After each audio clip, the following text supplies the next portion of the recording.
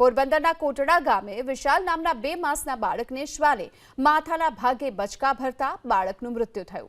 પોરબંદર શહેર અને ગ્રામ્ય વિસ્તારોમાં દર મહિને 400 થી 500 લોકો શ્વાનના આતંકનો ભોગ બની રહ્યા છે અને છેલ્લા 1 વર્ષમાં તો 6596 લોકોને શ્વાને બચકા ભર્યા। શ્વાનનો શિકાર બનેલા લોકોની દવા કરવામાં ભાવસેજી હોસ્પિટલને 90 લાખ રૂપિયાનો ખર્ચ પણ થયો, પરંતુ પ્રશાસને પોતાની જવાબદારીનું કોઈ જ ભાન નથી।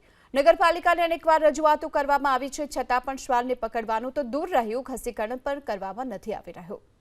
આપણે ત્યાં હોસ્પિટલમાં દર મહિને અંદાજિત 450 થી 500 કેસીસ કૂતરા કરડવાના આવે છે, જે રેબિડ હોય કે ના હોય પણ એને અમારે 4 થી 5 ડોઝ ઇન્જેક્શન આપવા પડતા હોય છે।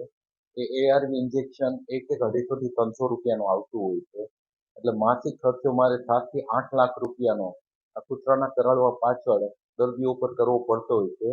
આ બાબતે મેં અહીંયાના મ્યુનિસિપાલિટીને એટલે કે આપણા ચીફ ઓફિસરને પણ પત્ર વ્યવહાર કરેલો છે અને એની સંપૂર્ણ વિગત મેં અમારી હેડ ઓફિસ CEO ને મોકલેલી છે, જેથી કરીને યોગ્ય રસ્તો નીકળી શકે।